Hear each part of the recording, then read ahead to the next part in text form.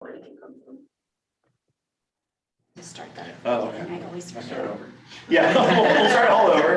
Welcome, good morning. Not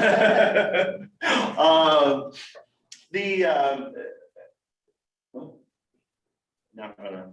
Sorry, no, said okay. Got it. My apologies. That's all right. There it is, there it is, there it is. Of course, I'm afraid it's going to. The people online, there's Got a it. message on the screen that you cannot see on the screen share.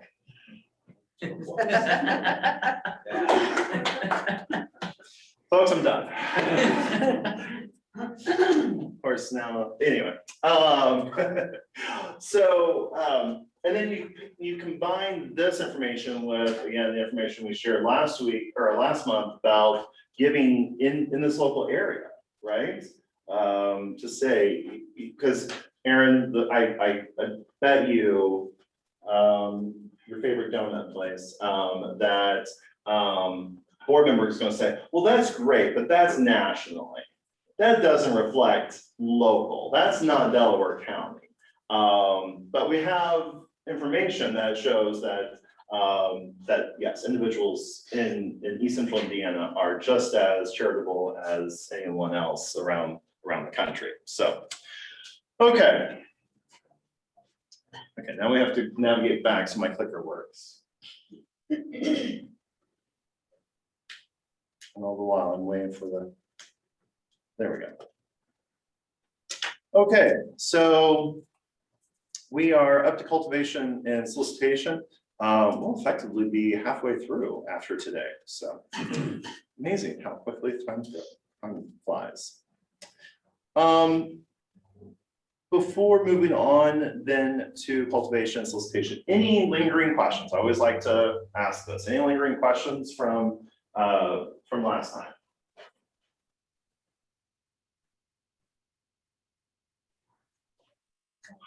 The general Yes. one. Yes. When we cover at some point corporate ask processes specifically, it may not be today, but I was curious. Yeah, we'll talk in general about it, but it's not the primary focus because again, where does the majority of money come from?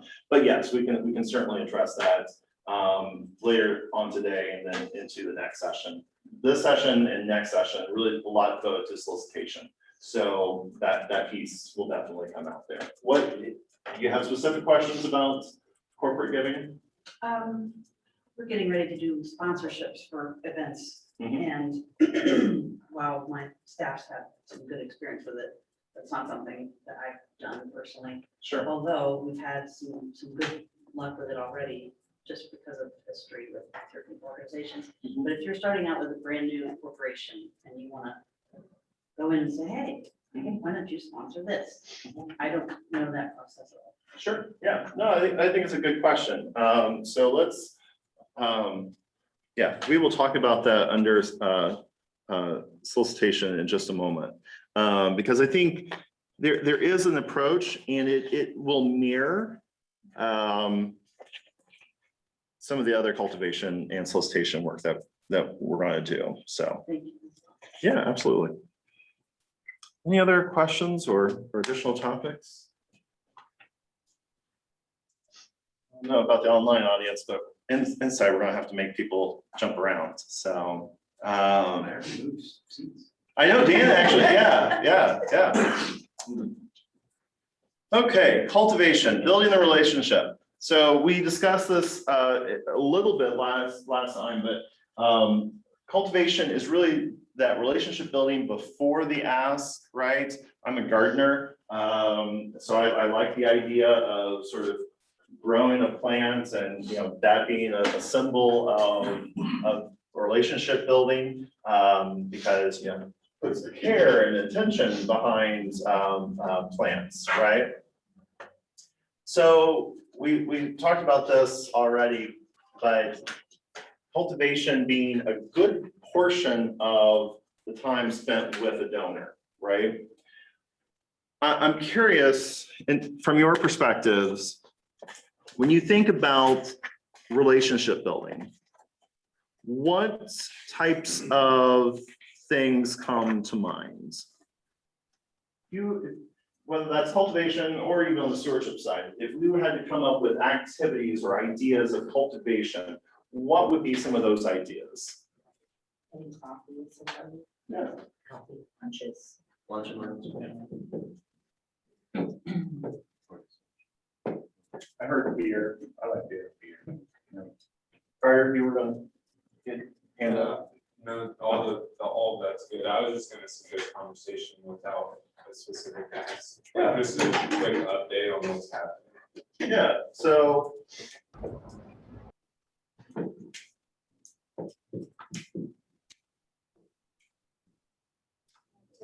Noted in the chat, coffee, handwritten notes, lunch, phone calls, celebrating milestones. You can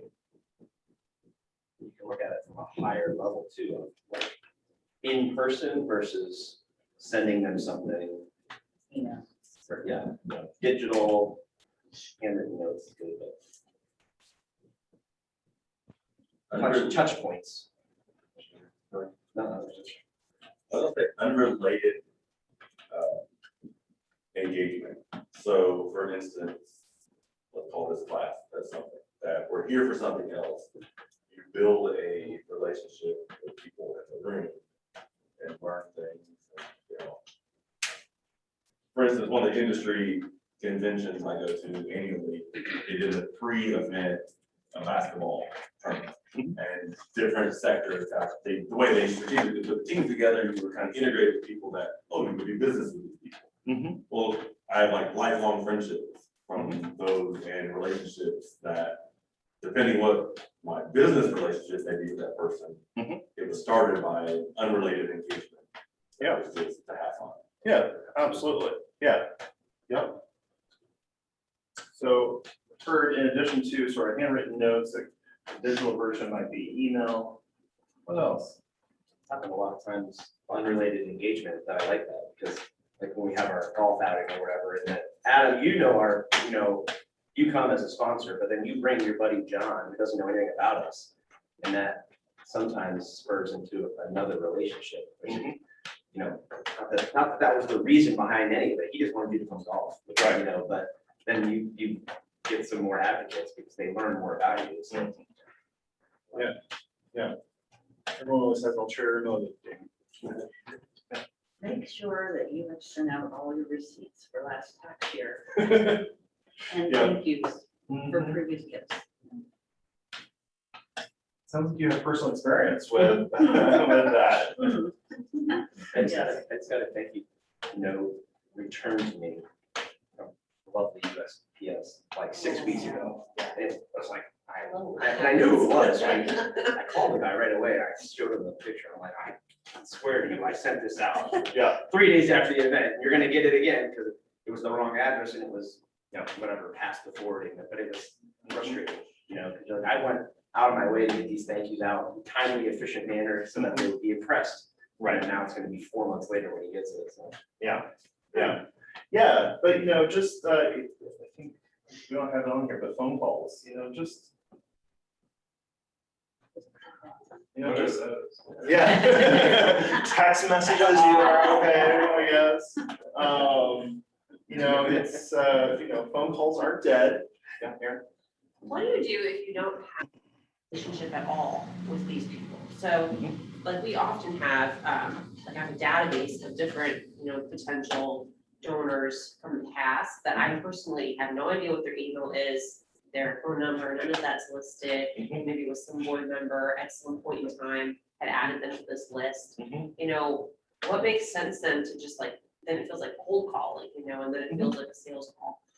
Yeah, well, so it will be a cold call, essentially, because you don't have a relationship with them. Now, the difference between a traditional cold call, a salesperson calling you up and selling you something is, in this instance, it's more, hey, you may be familiar with Mac.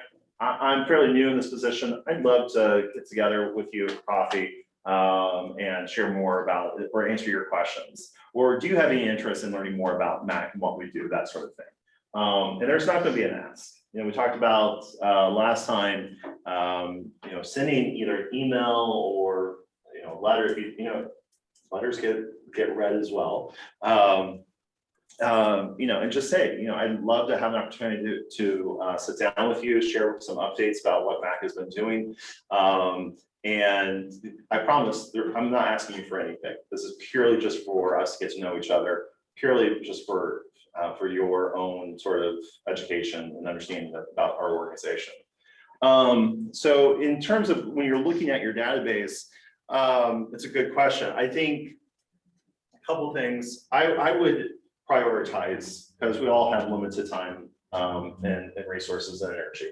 So look at your database and sort of look at, divide it into thirds. A third of that database and people that you want to prioritize are going to come from past donors and past donors that may be significant donors. Another third is going to come from either new donors or lower level donors.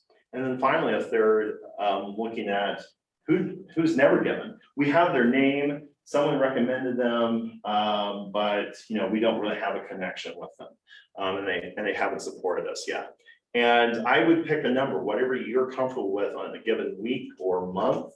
And if that's 12, then I would do, you know, 4 from each of those groups and either reach out by phone or by email or send a letter. The other thing, and this is a way to engage board members, is to print off a list of that list of people that we don't know and put in front of them to say, okay, you may have recommended them in years past. We've lost that information. We'd like to, or you may even know if you have a board, if you've been able to identify board member connections, and go back to those board members and say, will you be willing to send a message to them, inviting them to meet with us together, just to learn more about the organization. In order to get some of the contact information, you know, anytime that you have any sort of online form or even in-person forms, every form, everything should have, you know, contact information on that. And online, you can make it required. I would limit the amount of things that you require online, but an email and a phone number isn't that out there to require on online forms. The other thing is, you know, do you have some sort of, you know, is there some sort of giveaway that people get by giving you that contact information? So there are a number of ways, but I think, again, prioritizing, sort of looking at your database, but really utilizing your volunteers to say, or to ask them, hey, who do you know from this list? And who are you willing to help open doors with? Does that help? Mm-hmm. You seem unconvinced. I wouldn't say Aaron. Yeah, I'm just gonna look at CS on that one. I was Very very difficult. and what you're talking about is a little bit of a step up from just a cold call, because they're in your database for some reason. Yeah. You don't know why. You know what I have is like things where people, it's so dated, where I had one board member say, like, well, those people aren't even married anymore. They don't even live in Indiana anymore. But like, you know, then they never like put that down on paper, so like I don't have that. I'm just like, oh. Yeah. Anyway, it's how Yeah, safe is this safe space? It's a Yeah. safe space. it is a safe space, yes. It's, you know, it's complicated and you do a lot of work to make this as available to board members as possible to do active, you know, outreach and just even give you information. And the lack of information I'm getting back is astounding sometimes. Yeah, So Yeah. it feels like a very personal, like, I guess I just have to go and beat the bushes and start calling people out the phone book, Mhm. you know, sort of thing. yeah, what database do you use? Little green light. I would look into perhaps there are national change of address services that you can look into and to clear those out or to update. not all national change of address will just, just clear it out. Some will update addresses. So if you do see someone has moved to Florida and they've had no giving history with you, and it was just a random, scrolled on a piece of paper, delete them, real quick.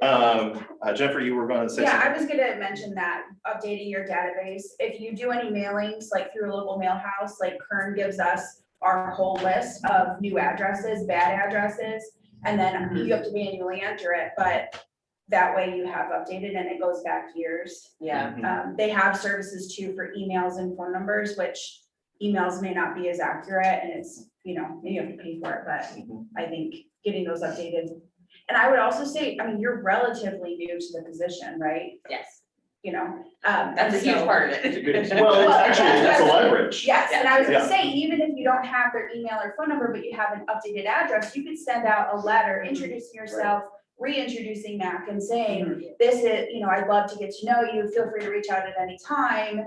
Here are some events we have coming up, and then you've sent them something. That's your excuse. Exactly. Yeah, and there are a lot of those services. If anyone has Bloomerang, there's actually a service built into Bloomerang to make those updates automatically. So, There's a thing in Little Green Light, address verification. I just learned it like this last week. No, you have a little. I know. I've been doing it. I know you guys are in the same system. Yeah. There we go. I've been doing a lot lately. I've been purging and going through and doing exactly what you just said, where I've got all these random people with only an address, no giving history ever, no phone, no email. I'm deleting. I have like emails and I have nothing else. Because emails better. No, it is, I cannot get them to open these emails. Well, yeah. When I send Well, them It's out. easier to send it out and it's more cost efficient. Yeah. I took them out because I was sending letters and newsletters to these people. right. I didn't know, like, it's I not. think about 20% of our newsletters probably came back Yeah. this last year. Yeah, And I was and like, this is so dumb. Let's talk a little. Well, and if you're having a 20% return rate, bad address rate or whatever, delete those, just delete them out. Again, if they don't have any giving history, there are some database management people who say if they don't have a gift in the last 3 years or the last 5 years, get rid of them. I don't know if I want to go that far. I want that historical And I feel like information. I just emptied out my database and I'm starting from the very. Yeah. Well, there's that too. All 700 owners are in there. Right. Yeah, it's all set, yes, Exactly. That's romantic that way. Yeah. 100%. I know. Yeah, I'm sorry, I forget your name, I'm sorry. Allison. Allison, yes, thank you. Ball State will scrub your list for $35. Really? Yes. There you go. How do you get them to do that? Just call them, just, yeah. The I have foundation one. or- I have an email address also. Oh my gosh, Okay. thank you, Allison. So for Yeah, those yes, online, yeah. Allison Oh said, my Allison said that Ball State will scrub your list for $35 and she'll send the email out to the group. So, After they copy it and then. Yeah. well, there's that too, right? They're just gonna verify. I don't know if I that. want to. Boy, these guys are not computing. They Right. don't know anything. But yeah, Jennifer brought up, using your printers, so if you are, sending direct mail, which we'll talk a lot about today, which I in fact encourage you to do. But if you're doing direct mail, printers will run that list for you. But don't be afraid of just deleting people out of the database, for sure.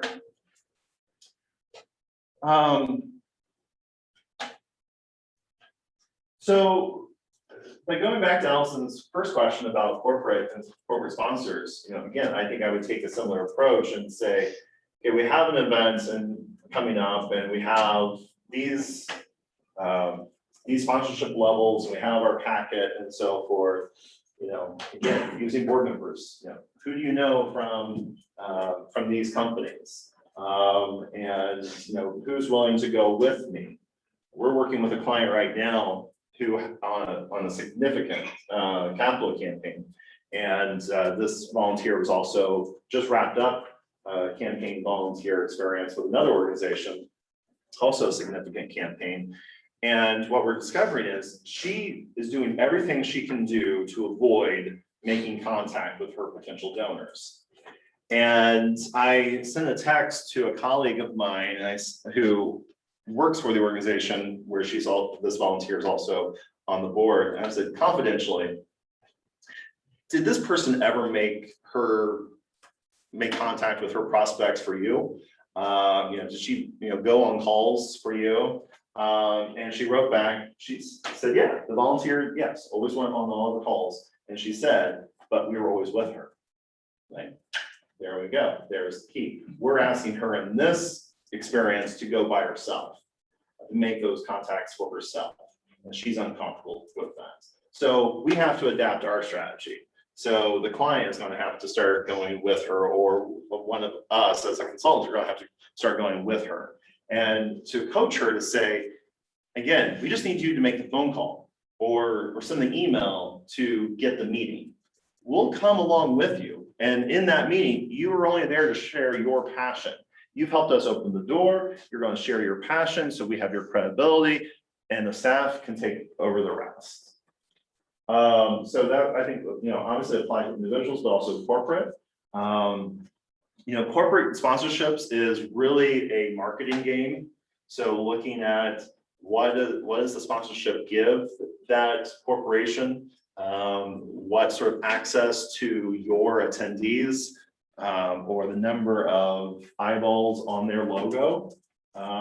So being able to detail out in that sponsorship packet, these are the specific deliverables that we're ensuring.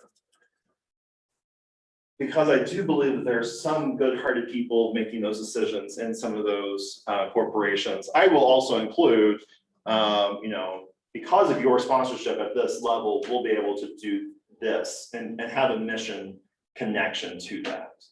Not just all the marketing pieces like, newsletter placements and email mentions at the event, those sort of things.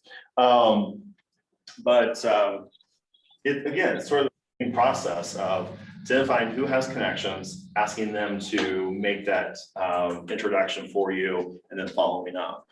And then just accountability. If a volunteer takes, 3 names and sharing that you have check-ins with them to follow up with, hey, did you actually do what you said you were going to do, sort of thing. And so a lot of this, this can be very personalized, and it should be as personalized as possible, especially for donors at a certain capacity level. But you can also make personalized be mass produced. And actually, Julie Borgman from the Nature Trail or the Red Tail Land Conservancy was in this cohort back in 2019. And after a couple sessions, she brought, they put together this trail guide. It was, brochure with all the trails, nice piece. And she said, we attached this note to it. And I started looking at it, I was like, oh, that's really nice to know, blah, blah, blah, okay, whatever. It's nice that you did that. But I'm thinking, Julie, I don't know how many donors you have, but that's a lot of work. She's like, no, I wrote it once. I have a really great, graphic artist. I can't remember if it was on staff or a volunteer. And you cannot, I'll pass this around, you cannot tell, I guess if you held it up, there are ways that you can tell, like the smudge test, all those things, but a passerby could not tell that this was mass produced. But I'm thinking, Aaron, something that you could potentially do is I'm handwriting every single one, I'll tell you that. I'm like. you can, yeah, absolutely. I got mistakes in there, I gotta cross them out. Right, yeah. It's a mess. Right, yeah, you can, yeah. I think it was actually Callie. Were you the smudge test person? Yeah, she was checked all. I would be so offended if I figured it out, so, like if I looked at it and I was like, oh, that's not real. Well, sometimes some of these mailing companies will do the handwritten notes printed. It looks really fake. Yes, you can do this poorly, Yeah. and it is obvious. The benefit, and now you can all contract with Julie. Yes, exactly. There's volunteers. This one's actually really good. Now there are, depending on how much you want to pay, there are print houses that actually employ people to handwrite things, either hand hand address envelopes or hand write notes on solicitation. You know, but this, I thought this was the best example I had seen. But again, if you think about the list, and it exists in every database of those names that, you know, just come in, and if you get some address information for them, be able to send that out. These are not people that have such a close relationship with you that they're going to be automatically offended that they got a mass-produced, handwritten note, as if they can even tell. But it could be, you know, the brochure with a nice little note from one of you as a staff person or a board member. Yeah, so I don't know how we'll share this. Maybe Callie will hold it up for the online audience, but again, really well done. So yeah.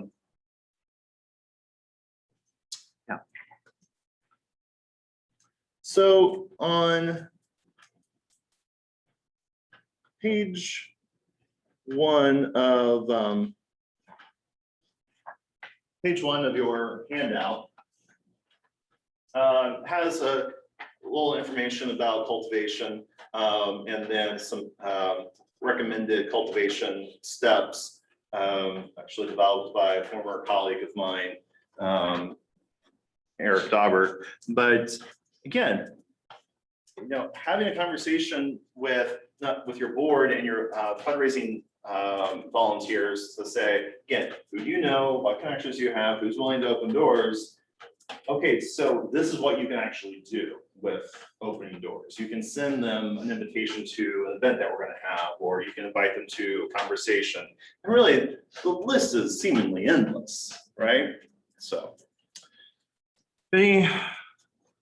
well, I mean, so we talked about this, talked about linkage, ability, and interest. And again, when you look at that, your database through the lens of sort of those thirds, high capacity, high interest and linkage, sort of maybe, we don't necessarily know that second third, we don't really know, is it because they don't have capacity, or they have capacity, just not the linkage and interest. And then we have people who we even question if they have linkage or interest. You know, someone just volunteered their name for a list. So going through that and having, spending some time, and yeah, it's a lot of just being in the bushes and finding those opportunities.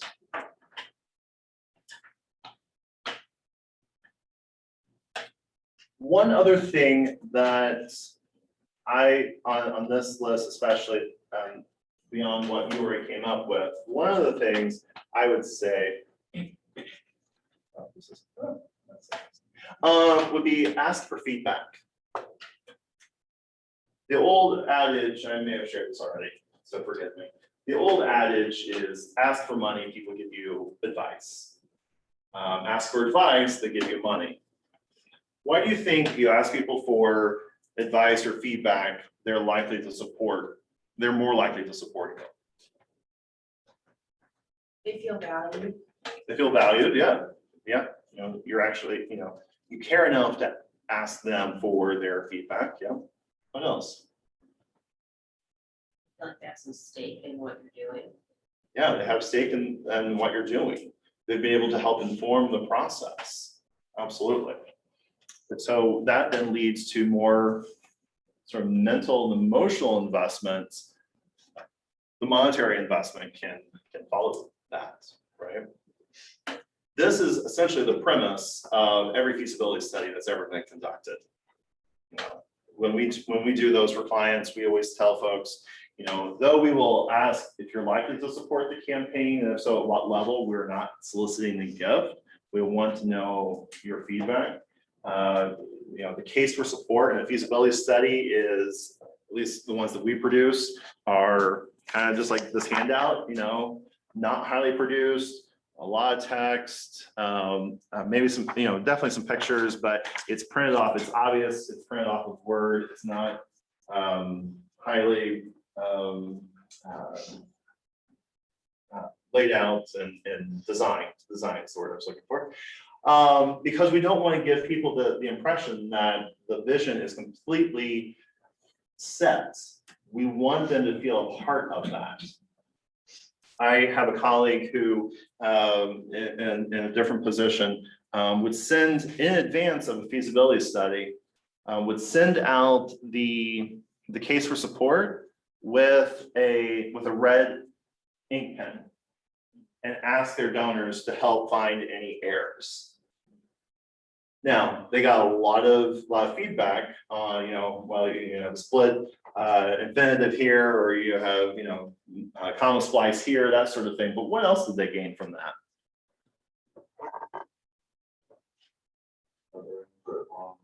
The direction of the. Yeah, those donors had read, and they knew that the donors or potential donors had read that case for support inside and out. They were much more knowledgeable about the project because they had gone through that exercise than they would have otherwise. Because oftentimes we'll send it and we get to the feasibility study interview and say, well, do you have an opportunity to review the case for support? Oh, no, I didn't have time to do that. Can you share with me what this project is about? Well, the same thing, do you send, do you have a group of non-donors that you have a new program that you want to get feedback on? Or heck, this could be fun. I don't know if anyone's willing to try this out, but you have a direct mail piece and you take a group of your non-donors from your list, send it to them, ask them for their feedback on it. Could be interesting, right? People actually, there's no one, and this will happen because we're going to review direct mail pieces later. There's one in every group, and I already decided who that person is in this group, that loves to find the grammatical errors in every piece. Telling you it's Dan right now, it's Dan. And it likes to make it a point that, oh, well, this is a run-on sentence here and so forth. And in the process though, those folks really do get to understand, there's that secondary benefit of them understanding your material much better than probably you could ever expect them to understand it. That means it's okay for us to start sending our stuff to Dan. I'm just saying, I'd like to clarify that. I don't like to point out mistakes, but I'm good at it. I am a good proof. There you go. Yeah. My wife and I both have similar kind of jobs, and we are our best proofreader. I always send everything to her. She'll catch stuff that I don't, because how you look at something for weeks and weeks and you keep reading the same mistakes over and over and don't notice it, and she looks at it for 5 seconds. It's like, bam. Exactly. And I'll do the same thing. So it's good to have that. Yeah. Or find somebody on, a lot of us don't have staff in Right. this room. So we have somebody at Hillcroft who's good at it. And I always give it to her too. She's just good at reading stuff. So Yeah. Well, even within the room or online within this group, being able to, it's she just might not know the great content mistake, but she'll catch a grammatical thing. Absolutely. She doesn't know the accuracy of maybe something we're doing. Right. But even just for clarity's sake. It's good to have that. Yeah, even for clarity. So having someone who's not familiar with the material to say, what the heck does this even mean? What are you trying to say here? Yeah, if they don't understand it, then it's pointless because you're trying to, yeah, it's exactly right. I find that to be really helpful because a lot of nonprofits use jargon in their work. What does that mean? And so Yeah. I always like to run something by someone Yeah, else that's that's who you're not sending involved it in the to. organization that doesn't. Yeah. You're sending it to a bunch of non-donors who don't know anything about Hillcroft, then they're not gonna know your jargon. If it's your best 100 donors, then they probably may. There's a better chance at that. Yeah, absolutely. Yeah, but there's a lot of research that goes into donor communication, and I would expect this is true in marketing. Everything needs to be really written for a 3rd grade level reading, or 3rd grade reading level. It's not because we assume our donors are dumb. It's about the ease of comprehension, the ease of reading. Be able for your donors to quickly understand what is the message and what do you want them to do. Because you're one message of however many hundreds or thousands in a day that your donor receives. So you have to make it that much easier for them to understand and comprehend the information. Glimmering has a really great tool. It was, well, it used to be called the Tom Ahern audit, Mhm. not the Tom Ahern audit anymore. But they also do the donor centric messaging. And so you can just copy and paste your copy into it and it will tell you what grade level it reads at and also like how many use. What's it called? What's it called? It used to be the Tom Ahern audit. Now it's called the donor centric audit. I think it's on Glimmering. Yeah. Yeah. And Yeah. you don't have to have Glimmering to use it. That's right. Yeah, That's cool.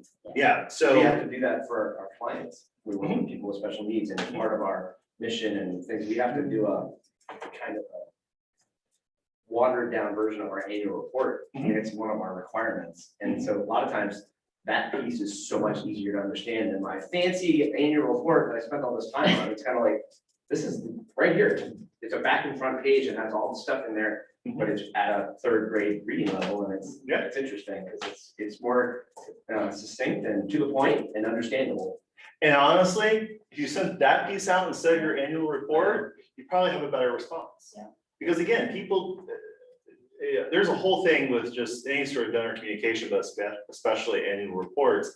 No one reads the letter from the executive director and board chair. No one reads really anything, maybe a story or two, if there's a corresponding picture that's compelling. Generally what the annual report is looking for, or a donor, when they're reading it, they're just looking for their name in the back. And woe be to you if their name is either not there or misspelled. But that's it. So actually sending a shorter piece that is more straightforward and succinct would actually, I would bet you would have a much higher reading. I think I'm trying to do it. I have never done it to just my donor base, but why not? Why not? Spend time, it's a nice piece, Mhm. but even if I just send it out digitally, Mhm. and in addition to the annual report, but they might be more willing to read that. Honestly, save yourself, print the annual report for the community foundation, or whoever you have to for a foundation or corporate gift. Don't print it for the rest of your donors. Send that one two-sided piece. That's it. And with a nice note or a mass-produced nice note, attached to it. Yes, Callie. Jane sent a link in the chat for how to add the readability level tool to your Word software, so I'll send that out in the email. Also, I use Grammarly and it has Yeah. a lot of readability tools and tone tools and that kind of thing. And there is a cost for the more robust version, but it's not very expensive and it's totally worth it to catch really complex grammar issues. And I'm really bad about writing in passive tense. And I it am too. helps me get rid of Yes. all of that passiveness in Yes. my life. There is a robust free version for nonprofits. Oh. So, and my whole team was able, like, you Hashtag get more 6 licenses Yeah. or something, so Mhm. if you Google Grammarly for nonprofits, there it'll come up. Very nice. I don't get paid by Grammarly, but I love Grammarly. I wish I could, but yeah, it's a great tool and you can set the level again, like you can with some other things, but the lower the readability level, or the level that you set it to, the better. Again, it has nothing to do about the intelligence of your donors. It's really just about the consumption and comprehension of that information. The more we talk about it, it's like you mentioned marketing. To me, it is fundamentals of marketing and impression and readability and it's the same. We're selling. Yeah. And we're so filled with passion that we want to just puke out all this information. Right. And instead of just, hey, you want help? Like literally, right? Yeah. Like, and it's funny, I literally did this with, it wasn't a donor, but I sent him a couple of messages trying to set up a meeting. And I was like, wait a minute, I know his personality. So I sent him an email and said, hey, I need your help with something. And literally 30 minutes later, he replied, he said, John, anything you need, I'm here. I'm like, well, you didn't respond to the last email explaining what I need. But, so yeah, it is, there's such a parallel to marketing. Yeah. Yeah, I do a training on storytelling and case for support, and I don't know if this is true or not, but I use this, I found it on the internet at least. So it has to be true, you know, the whole goldfish has a longer attention span than a human, you know, whatever. You know, the whole point of that is to say you have, in order to get recognized or get noticed, you have to come up with something like that. Hey, I need your help. Or, you know, we'll look at some examples and probably some of your own examples. I'll show you in just a moment, the sort of the research behind how people actually read direct mail. Blocks of text, you know, just stacked on one top of each other, never get read. So you think about all the time that you spend, and there's a significant amount of time spent developing an annual report or direct mail or a newsletter or even email that are just chunks of text, and people do not read them.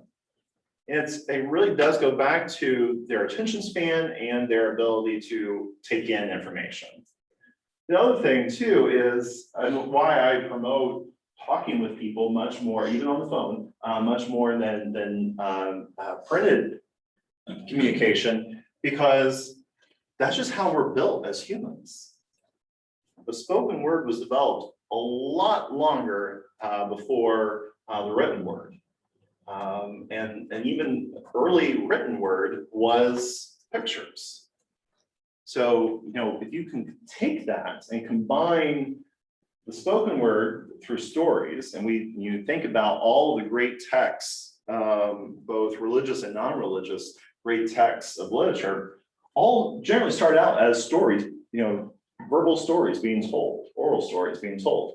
And then, you know, again, we used pictures to communicate before we ever got to written language.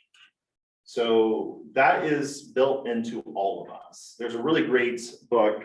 I have it listed in the last page, or second to last page of your slides as a resource. But emotion raising, how to astonish, disturb, seduce, and convince the brain to support good causes. And the author, who's an Italian, goes into a lot of the psychology of donor communication and looking at what parts of the brain get lit up when we talk about our causes.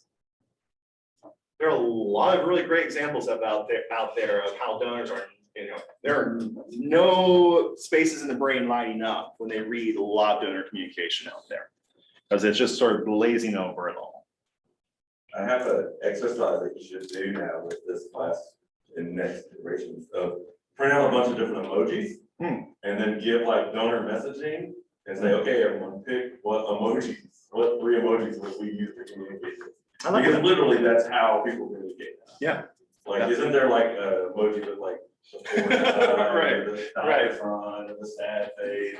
I mean, like, you gotta be able to, I mean, that's how we convey messages now. Yeah. Like, literally. Capacity. I was the director of a childcare program and parents were like, oh, I always forget the sick policy. So I just did little emojis with like, hey, if I have this, if I'm vomiting, don't bring me to school. And finally they all got it. You know, we can say how terrible this is, that we've gotten to a point where we're communicating through emojis and, you know, we can't, you know, embrace the written word. But it's sort of reverting back to, and what I like about this book, it talks about the, I can't remember all the different sections of the brain, but, you know, what are those sort of, the reptilian brain, that brain that is parts of our brain that have been around with us the longest through our development. And pictures, one of those things that activate those areas. So. Yeah, good stuff. I might have to take John's hint on that, or idea on that. I like that. Yeah, that's a direct mail. Mm-hmm. 3 emojis on the front of the post. Yeah, sad face, and then a happy face. Click here to go. So in our conversations with people, and again, we're focusing more on cultivation. So we're still in the phase of wanting to get to know our potential donors better. what are some things that we want to learn from them? Because as John said, we're not just going to be vomiting information at them. I really like that visual. We want this to be a conversation, and probably multiple conversations. These are not once and done. What kind of information do we want to learn about our potential donors? Anyone online want to share? Come off mute and share what they want to learn from their donors in the process.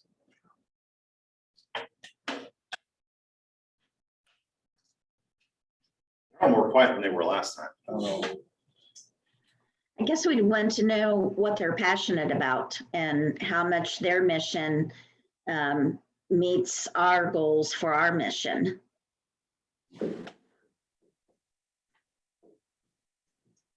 That was Leanne, the rest of the group. See faces. Thanks, Leanne. Yeah, so what are they passionate about? And the subset, you know, how do their goals align or equal with our goals? You know, yes, there are a lot of similarities between sales and fundraising. One of the key differences is, even though we're not selling desks or owls, which I really love, we're selling an idea. We're selling an impact in the community. We're selling a vision. So it's intangible. And I shared this last time. Every single donor that you work with, they have a goal for what they want to see. They have a vision for their community. They have a vision for what they want to see done with their money. So as Leanne says, you know, seek to ensure that that aligns with your goals and your mission. You know, I think organizations are doing better about mission creep and chasing dollars, as I don't hear the talking heads talk about it as much. You know, where you're chasing dollars, you know, so changing your mission to get dollars, because that's not sustainable. That is not a long-term strategy for sure. But I think it's more authentic because finally we can align those goals, our goals, with the donor's goals. And it's okay to say, you know, our organization is probably not a fit for what you want to accomplish. What else do we want to learn from our donors? I want to know their capabilities of giving, whether or not they can give a little bit more.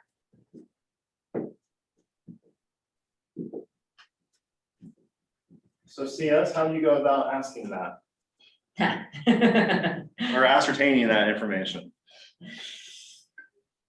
That's a good question. I don't know. So one question I like to ask is where does United Way fall within your giving priorities? You know? What's the worst they can say? I'm not going to answer your question. I doubt most people, especially current donors, are going to suggest that. You can also ask it a different way. You can say, you know, Jennifer, you're a pretty philanthropic person in the community, or at least recognized as a philanthropic person. What types of organizations do you like to support? What types of causes do you care about? And, you know, if your cause or your organization doesn't get mentioned in that list, well, it's not necessarily a capability question, but it's an interest question, right? So, you know, where does United Way fall, or where does our organization fall in your giving priorities, or what are your giving priorities, can help you get to that? Yeah, Carter. I always like asking not only like donor organizations, but also individuals what they're excited about in the community, or even in their own organization. Like, where are they headed? What are they excited about? What are their goals? Just because it's not all about us, and the more that we can be selfless and learn more about others' desires and other goals, that just helps further their living. Yeah, I love asking people, what do you hope to accomplish through your philanthropy?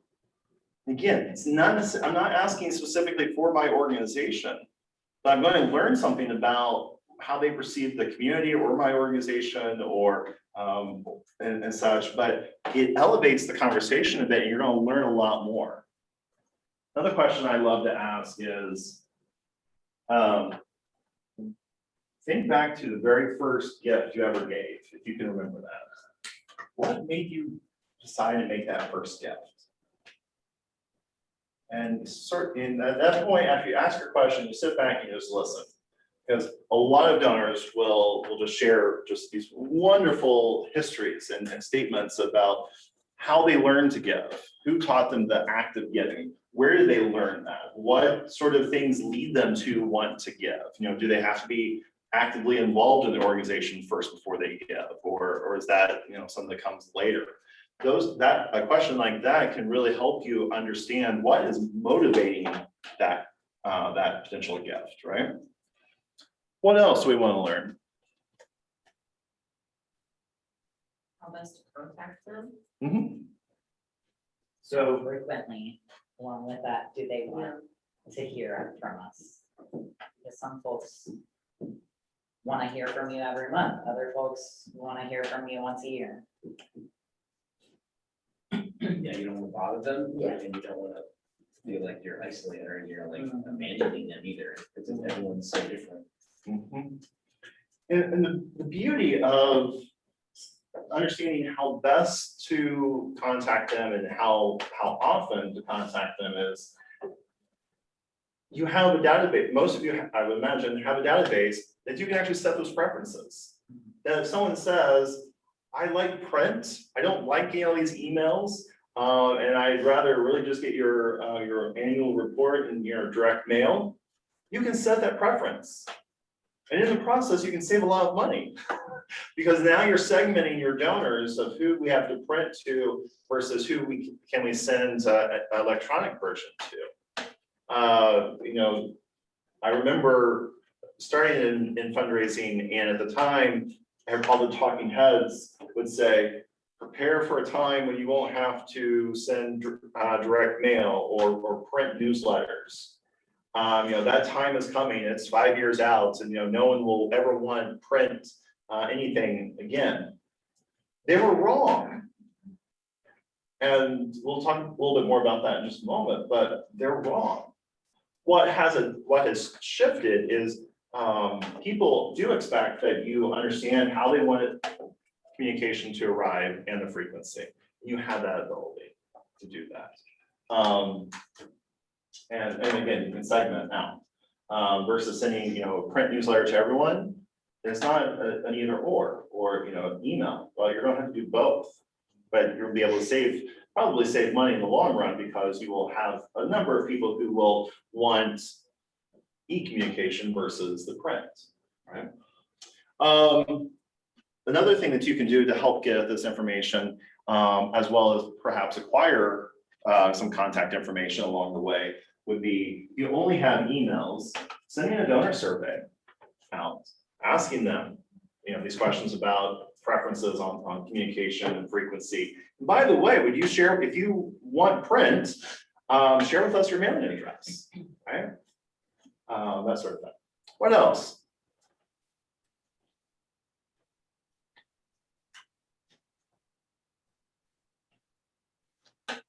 Perhaps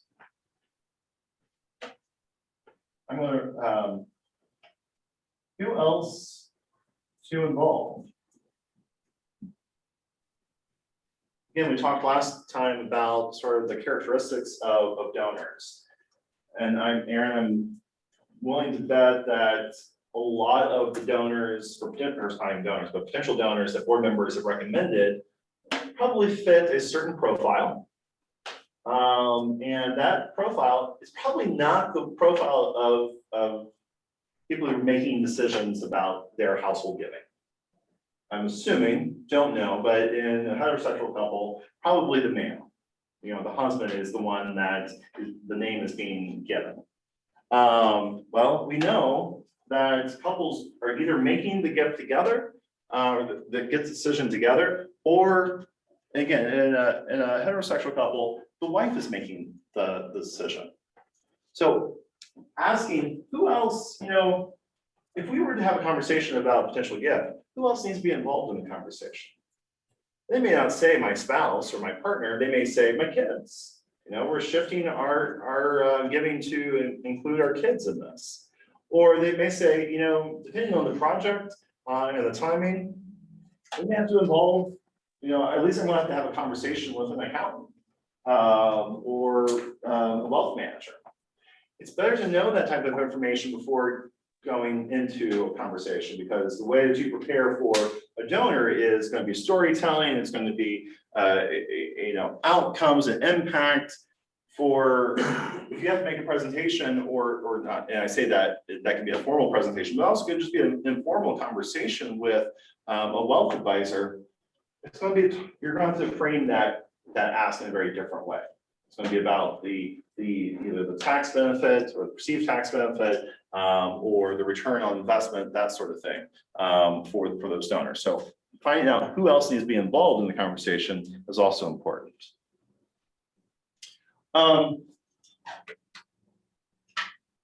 So, you know, giving priorities, other organizations that they support, interest in our own organization, level of giving, volunteer service, you know, do they volunteer somewhere, or, you know, would they be willing to volunteer with you? Personal details about profession, family, and so forth. Why would that be of interest to you? Demographics, certainly. You can hopefully maybe find some sort of linkage that you're not aware of, oh, that's maybe why I find it interesting sometimes when these conversations do come up, that's why they support us. It's not necessarily you, but oh, they have a granddaughter who has autism. And you don't know that from the, aha, there's the linkage. Right. Or there might be a linkage, and that's why you can use that to your advantage of, oh, well, we do this, do you know that? You know, if it's one of those introductory meetings. Yeah, absolutely. So yeah, so finding their personal connection to the mission is often important and not always obvious. You know, we work with a lot of clients where, you know, we find out a kid or a grandkid is somehow involved or benefits from the organization. You know, on the face of it, you wouldn't know that. So, but then also, you know, understanding those life events that people have. You know, are they in the process of, you know, having kids, or kids are moving out? Are they eventually retiring? Where and how that is going to affect their ability to make a gift as well. Or being able to suggest, say, if someone says, oh, you know, we have young kids and so forth, or we're, you know, thinking about having kids, you know, yeah, when you first start these conversations, it may feel awkward, but you always put it in, sort of find a way to make it more comfortable for you. But maybe say, you know, Callie, you know, I don't know if you know this, but, you know, a lot of people make their first will when they have kids. Have you thought about, you know, sort of how you're going to make those plans, or have you already discussed that with an attorney? Find out, no, we haven't. You know, it might be a really good idea. And by the way, a lot of donors will consider a plain gift to an organization in their wills and estates. So again, those life events are important. So on page number 2 of your handout, we've also included a lot of questions to ask donors. If you just Google, because that's a verb now.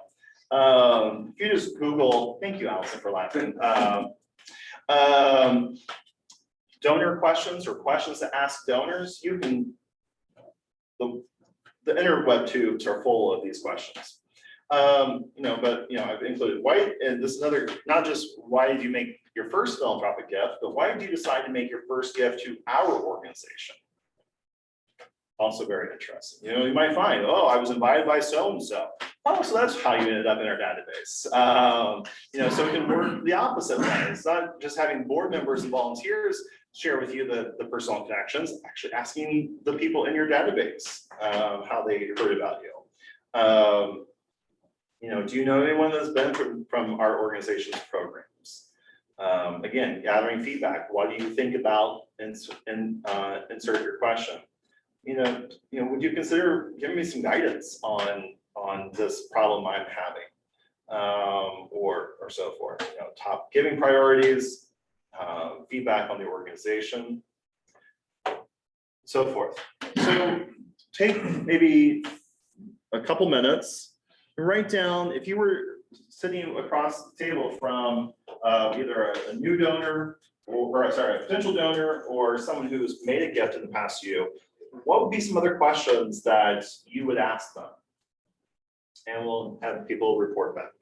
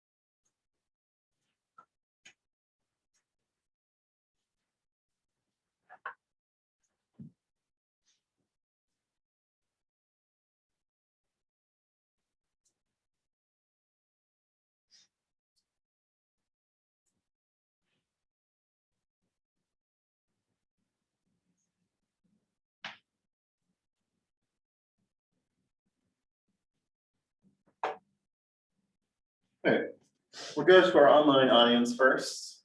We want to unmute and share another question that they wrote down of what they would ask either a current donor or a potential donor.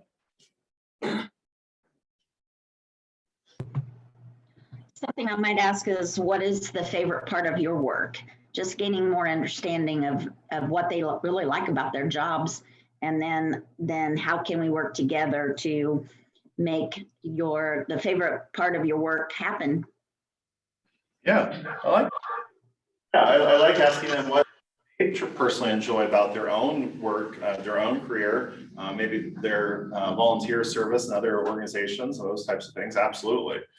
If you made that a question about your own organization, what's the thing that you enjoy or like about our organization? Again, we talked about this, I think, last time. A lot of organizations will just send out messages. I call them one size fits none, because they're broad messages about, well, this is what we do. But if we would actually tailor those messages to donors' interests, we would see a higher return in giving.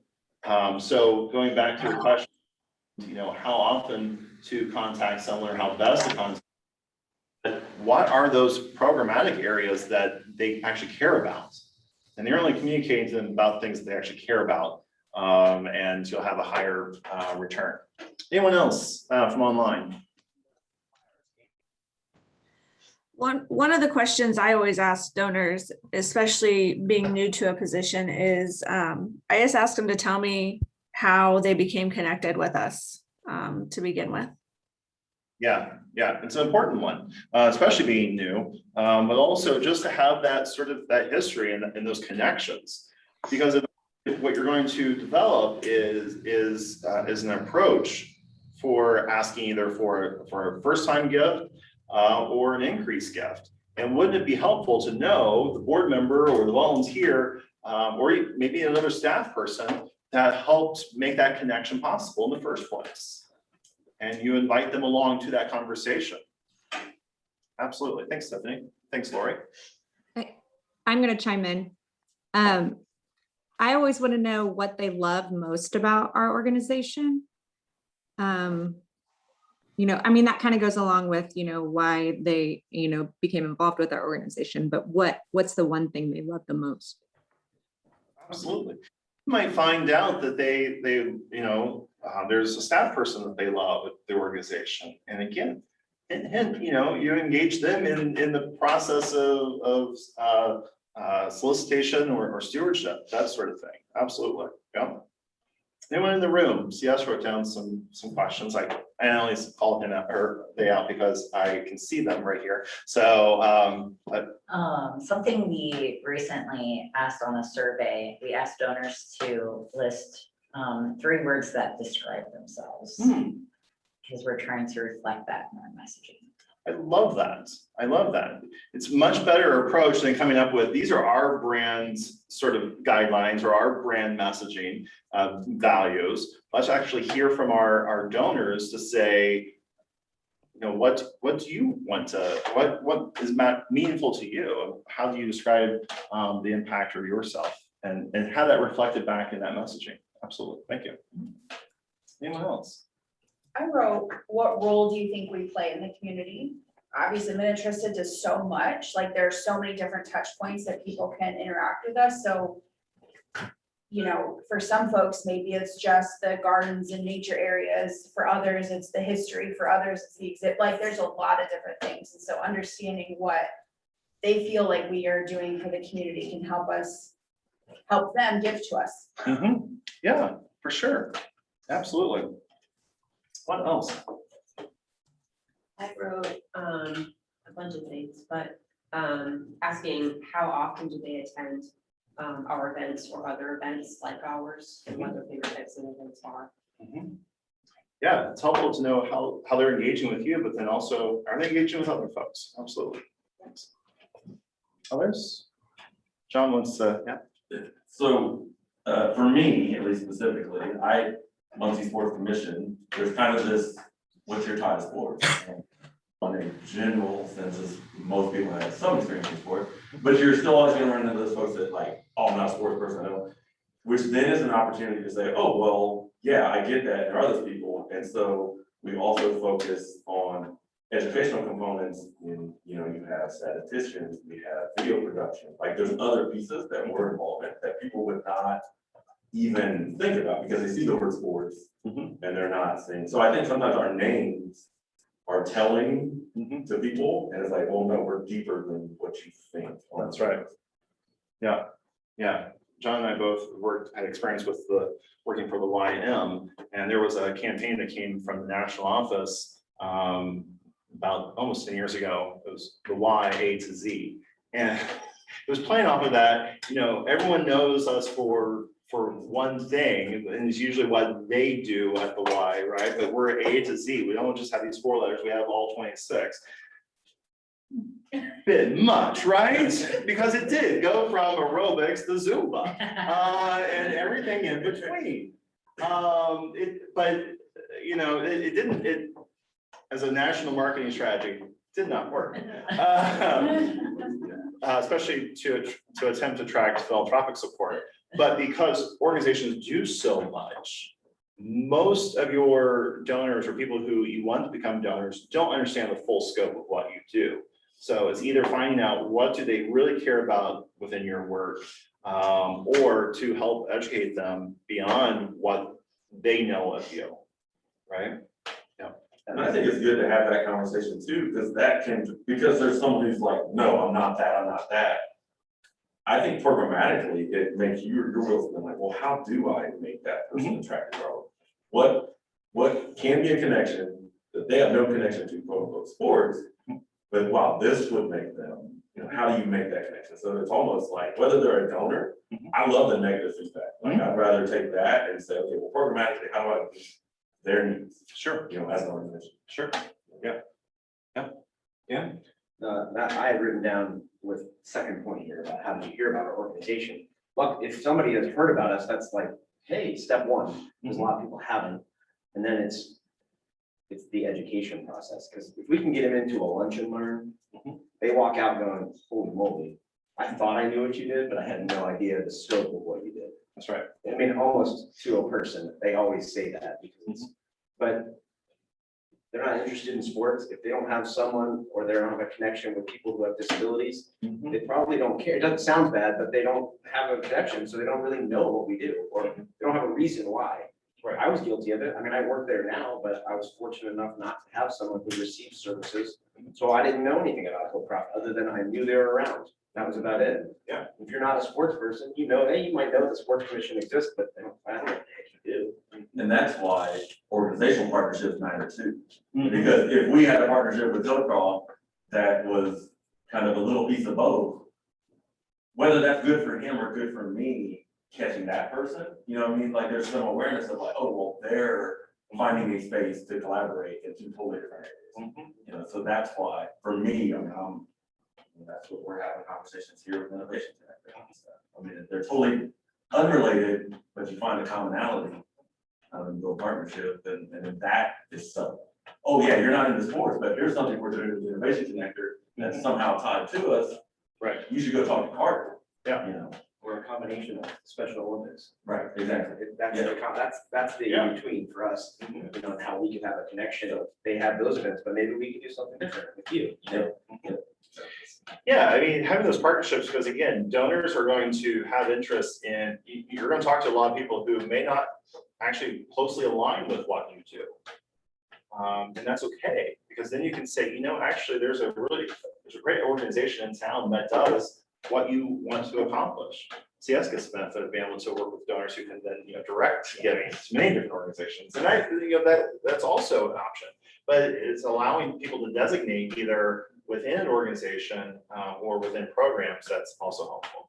So I wrote down tours because it's kind of connected to being what the lunch and learn, but tours, and it's easy for a Hillcroft or a Mantressa, right? You have a physical space.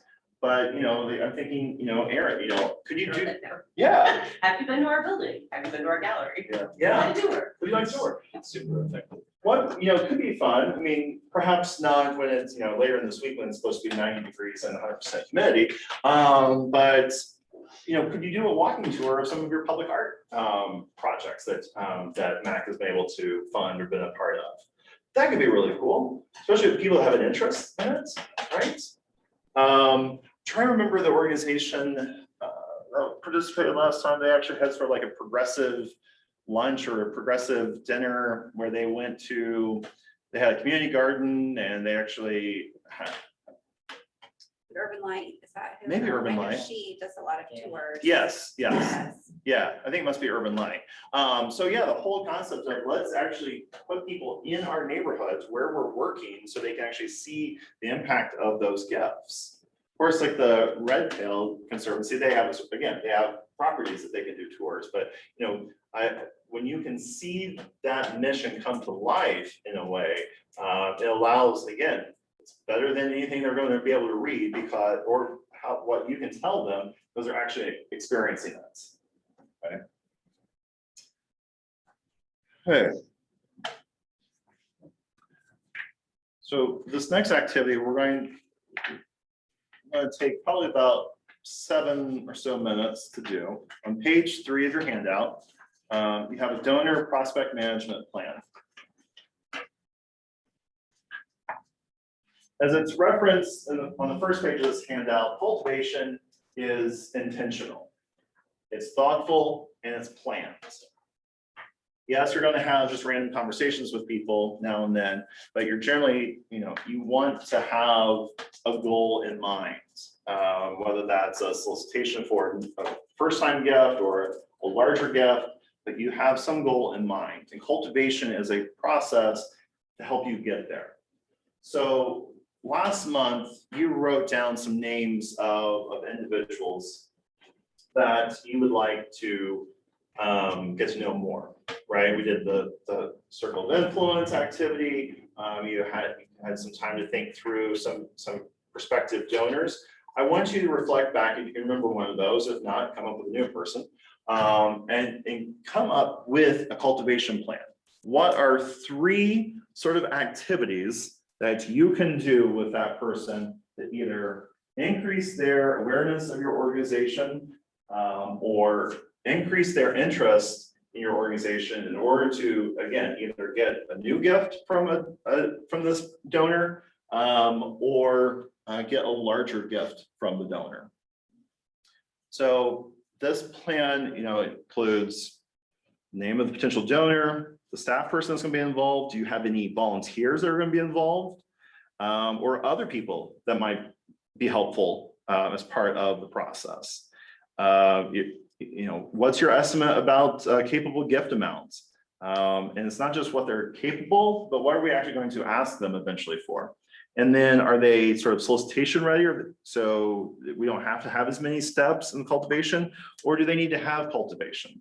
And in any case, come up with 3 steps or activities that you can do with them, who's going to be involved, and what do you hope the outcome of those steps are?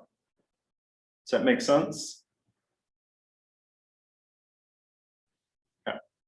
So again, we'll take about 7 minutes or so to go through this. So it doesn't have to be fully developed, but I want to take some time to look at this, and then we'll discuss.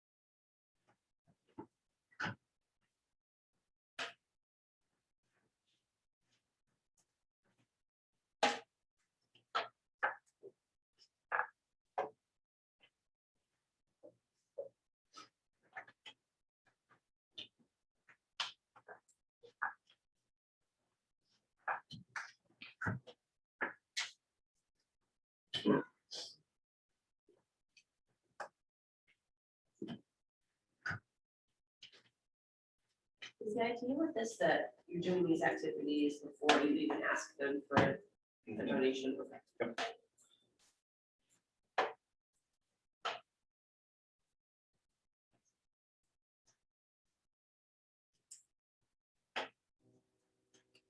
Depending on the relationship and how well they know the organization, may not require 3.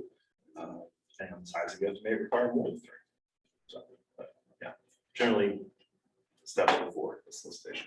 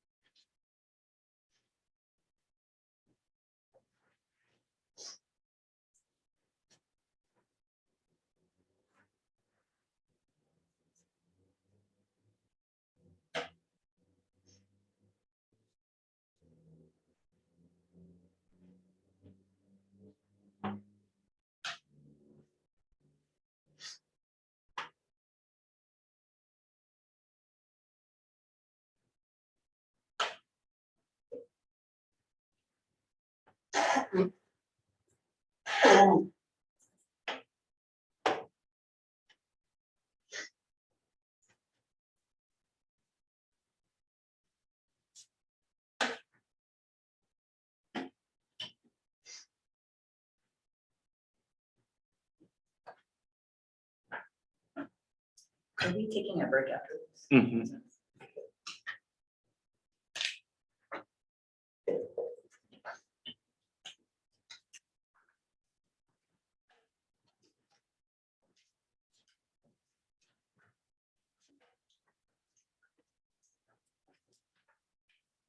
Bad about planning breaks and presentations. So there's a natural break. You're just flying. I'm just, Well, Brett. Yeah. Stop it. The first lady we had, she made like big point, we sent out Yeah. surveys. we did it Do real you want fast. 1 break, 2 breaks, how long? And it was very planned. virtual is much different than in person, that's for sure. Yeah, virtually you almost have to have those breaks. I realized when I was virtual, I was really bad about talking. Mhm. Like I didn't want to unmute myself because I was always worried about talking over someone else. But in person, it's so much easier to be able to understand the flow Mhm. of things. I don't know. It's Well, it's definitely easier to moderate, Yeah, the cues are a lot better in person. yes. There's no lag. Unlike you unmute and then nothing would happen. Yeah. You wouldn't unmute, you'd be talking Yeah. for 10 minutes before you realize. 16 months into this and people still. I'm so overseas. This feels a lot less like work. That's what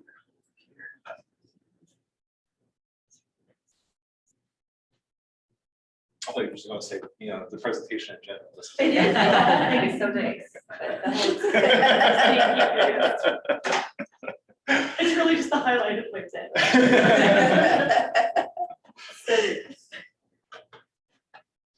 Okay, so again, no need to share, like we said, like we did last time when we talked about some of these individuals. No need to share names, but perhaps just a little bit about their backgrounds before talking about your cultivation plan. But I think what we want to establish is, what do you hope to accomplish at the end? So what's your end goal for them? Is that a solicitation of a new gift, an increased gift, or maybe it's just more get to know you? And what are those steps that you're going to follow in order to cultivate that relationship? So anyone online, we'll go to you first. Anyone online like to share what some of your cultivation steps are?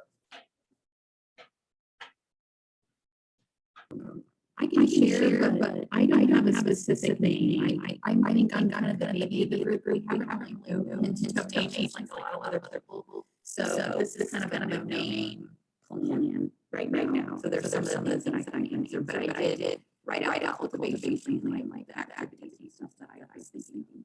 It sounds like you're coming to us from the great beyond. There's Actually, we couldn't, there was a lot of feedback. We couldn't hear you. Not sure if it's. You want to try again? Am I still messed There up? you Is it working now? Okay. What I was saying was I think I'm kind of the baby of the group as far as we haven't done a lot of the donation stuff yet. So I don't have a name, a specific name. So what I focused on is just a cultivation plan that I could work on with a potential maybe good, prospective donor. My first thought activity was a coffee chat. Basically, so I had an opportunity to talk to the potential donor about the program, find out what they know about it, kind of get to know each other a little bit, find out what makes them passionate about wanting to speak with me in the first place. Because the fact that they had the meeting with me, obviously indicates some interest. So kind of just diving into that. A lot of people that come to our program have specific histories with the system. So just connecting with them at that level, I think would be really important and crucial. And I kind of foresee that being just me and that person. Sometimes when we have those intimate conversations, especially where with my program where that can go, it's easier to do one-on-one. So I guess as an outcome, I'm just hoping to learn more about each other and what drives that person. The second one is to invite them to a volunteer swearing in. At our swearing ins, our magistrate does the swearing in, and she also talks to the group for about an hour and a half. That would give the potential donor a really good overview of how important the court sees our role playing in these cases. She also the magistrate tends to be very inspirational about the impact we make. And I think that would be very valuable for that potential donor to see how important we are to that level of the system. The last one is sometimes I can get permission for people in the community to do court observation. And so that would be my final activity. So I would get permission for them to sit in a session of court hearings. This would give them an opportunity to hear about some of the stories of the families that are in the system. They would get to see in action the role that our advocates are playing during those hearings, and how the court is responding to us and the kind of impact that we're making. And that's what I got. Nice. Thanks, Ashley.